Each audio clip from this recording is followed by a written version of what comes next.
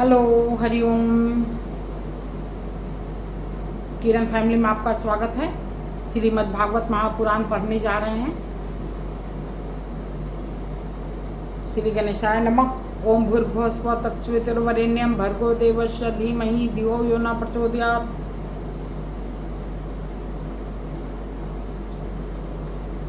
आज मेरा माइक खराब हो गया है तो बिना माइक का पढ़ रहे हैं। कल तक बन जाएगा, कल तक नया खरीद लेंगे, नहीं तो वही ठीक हो जाए तो ठीक है। श्री राधा कृष्णाभ्याम नमः। श्रीमद् भागवत महापुराण द्वितीय खंड।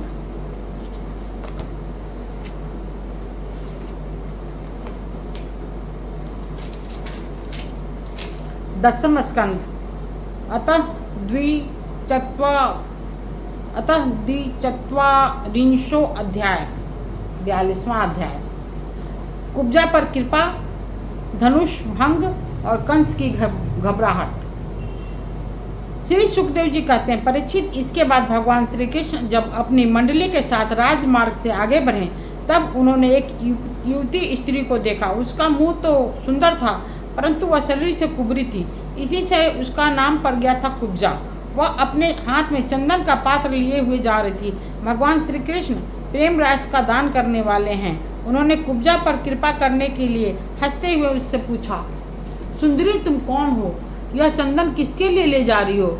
कल्याणी, हमें सब बात सच सच बतला दो। यह उत्तम चंदन, यह अंगराग हमें भी दो। इस दान से शीघ्र ही तुम्हारा परम कल्याण होगा। उपटन आदि लगाने वाली सरंध्री कुब्जा ने कहा, परम सुंदर, मैं कंस की प्रिय दासी हूँ। महाराज मुझे बहुत मानते हैं। मेरा नाम त्रिवक्रा कुब्जा है। मैं उनके यहाँ चंदन अंगराग लगाने का काम करती हूँ। मेरे द्वारा तैयार किए हुए चंदन और अंगराग भोजराज कंस को बहुत भाते हैं, परंतु आप दोनों से बढ़कर उनका और कोई उत्तम पात्र नहीं है। भगवान के सौंदर्य, सुकुमारता, रसिकता, मंदहास्य, प्रेमालाप और चारु चितवन से कुब्जा का मन हाथ से निकल गया। उसने भगवान पर अपना हृदय निछावर कर दिया। उसने दोनों भाई को वह सुंदर और गाढ़ा अंगराग दे दिया।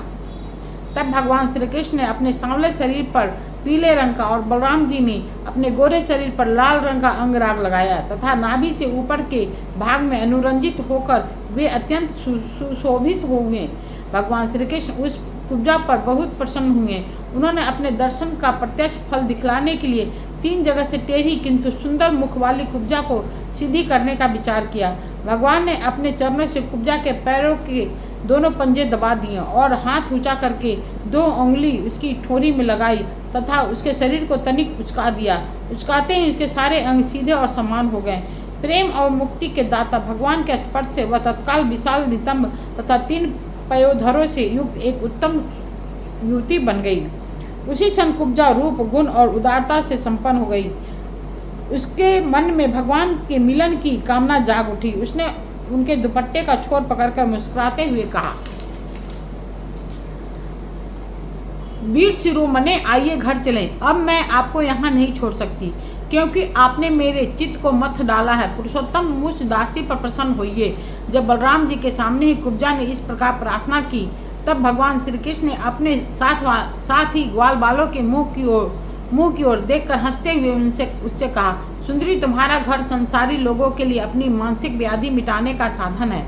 मैं अपना कार्य पूरा करके अवश्य वहां आऊँगा। हमारे जैसे बेघर के बटोहियों को तुम्हारा ही तो आसरा है। इस प्रकार मीठी मीठी बातें करके भगवान श्री कृष्ण ने उससे विदा कर दिया। जब वे व्यापारियों के बाजार में पहुँचे तब उन व्यापारियों ने उनका तथा बलराम जी का पान, फूलों के हार, चंदन और तरह तरह की भेंट उपहारों से पूजन किया। उनके दर्शन मात्र से स्त्रियों के हृदय में प्रेम का आवेग, मिलन की आकांक्षा जग उठती थी। यहाँ तक कि उन्हें अपने शरीर की भी सुध न रहती। उनके वस्त्र, जूरे और कंगन ढीले पड़ जाते थे तथा वे चित्रलिखित मूर्तियों के समान ज्यों की त्यों खड़ी रह जाती थीं। इसके बाद भगवान श्री कृष्ण ने पूर्ववासियों से धनुष यज्ञ का स्थान पूछते हुए रंगशाला में पहुँचे और वहाँ उन्होंने इंद्रधनुष के समान इंद्रधनुष के समान एक अद्भुत धनुष देखा। उस धनुष में बहुत सा धन लगाया गया था, अनेक बहुमूल्य अलंकारों से उसे सजाया गया था। उसकी खूब पूजा की गई थी और बहुत से सैनिक उसके रक्षा कर रहे थे। भगवान श्री कृष्ण ने रक्षकों के रोकने पर भी उस धनुष को बलात् उठा लिया। उन्होंने सबके देखते देखते उस धनुष को बायां हाथ से उठाया, उस पर डोरी चढ़ाई और एक क्षण में खींचकर बीचों बीच से उसी प्रकार उसके दो टुकड़े कर डाले, जैसे बहुत बलवान मतवाला हाथी खेल ही खेल में ईख को तोड़ डालता है। जब धनुष टूटा तब उसके शब्द से आकाश, पृथ्वी और दिशाएं भर गई। उसे सुनकर कंस भी भयभीत हो गया।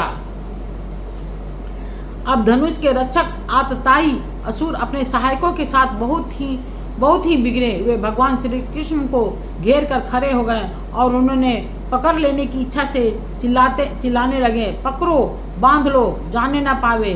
उनका दुष्ट अभिप्राय जानकर बलराम जी और श्री कृष्ण भी तनिक क्रोधित हो गए और उस धनुष के टुकड़ों को उठाकर उनका काम तमाम कर दिया।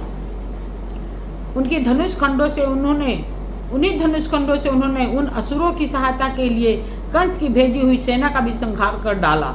इसके बाद वे यज्ञशाला के प्रधान द्वार से होकर बाहर निकल आए और बड़े आनंद से मथुरापुरी की शोभा देखते हुए विचरने लगे।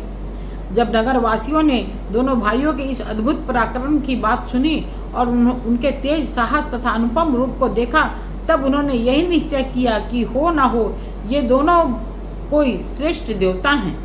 इस प्रकार भगवान श्री कृष्ण और बलराम जी पूरी स्वतंत्रता से मथुरापुरी में विचरण करने लगे। जब सूर्यास्त हो गया तब दोनों भाई ग्वाल बालों से घिरे हुए नगर से बाहर अपने डेरे पर जहाँ छकरे थे लौट आए। तीनों लोकों के बड़े बड़े देवता चाहते थे कि लक्ष्मी हमें मिले, परंतु उन्होंने सबका परित्याग कर दिया और न चाहने वाले भगवान का वरण किया। उन्हीं को सदा के लिए अपना निवास स्थान बना लिया। मथुरावासी उन्हीं पुरुष भूषण भगवान श्री कृष्ण के अंग अंग का सौंदर्य देख रहे हैं। उनका कितना सौभाग्य है। वज्र में भगवान की यात्रा के समय गोपियों ने विरहातुर होकर मथुरा वासियों के संबंध में जो बातें कही थी वे सब यहाँ अक्षरश सत्य हुई। सचमुच वे परमानंद में मग्न हो गए। फिर हाथ पैर धोकर श्री कृष्ण और बलराम जी ने दूध में बने हुए खीर आदि पदार्थों का भोजन किया और कंस आगे क्या करना चाहता है इस बात का पता लगाकर उस रात को वहीं आराम से सो गए। जब कंस ने सुना कि श्री कृष्ण और बलराम ने धनुष तोड़ डाला, रक्षकों तथा उनकी सहायता के लिए भेजी हुई सेना का भी संहार कर डाला और यह सब उनके लिए केवल एक खिलवाड़ ही था, इसके लिए उन्हें कोई श्रम या मेहनत या कठिनाई नहीं उठानी पड़ी।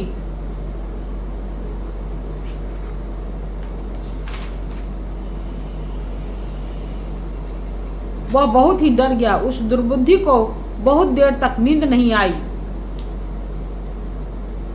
उसे जागृत अवस्था में तथा स्वप्न में भी बहुत से ऐसे अपशकुन हुए जो उसकी मृत्यु के सूचक थे। जागृत अवस्था में उसने देखा कि जल या दर्पण में शरीर की परछाई तो पड़ती ही है, परंतु सिर नहीं दिखाई देता।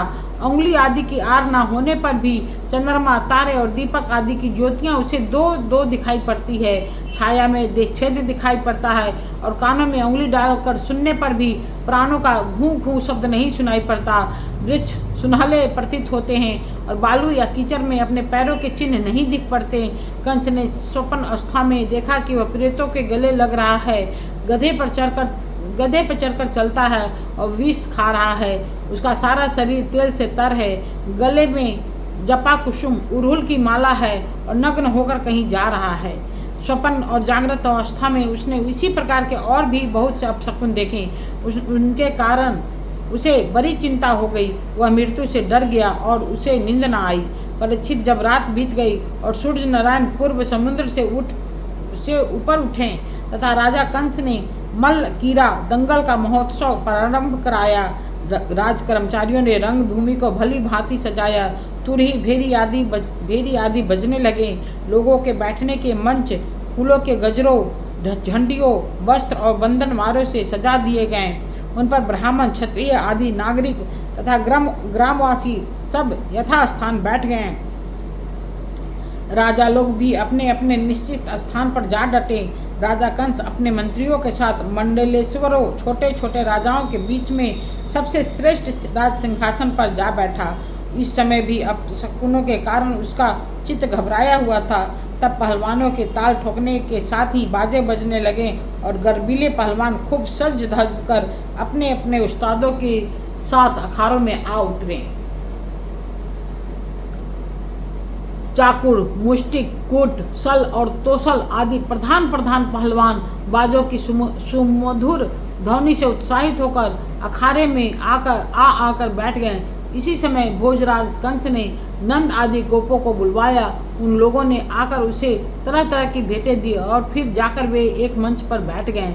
इति श्रीमद्भागवते महापुराणे परमहंस्यां संहितायां दशम स्कंधे पूर्वाधे मल्लरंगोपवर्णनम नाम 24 अध्याय। अतः 24 अध्याय।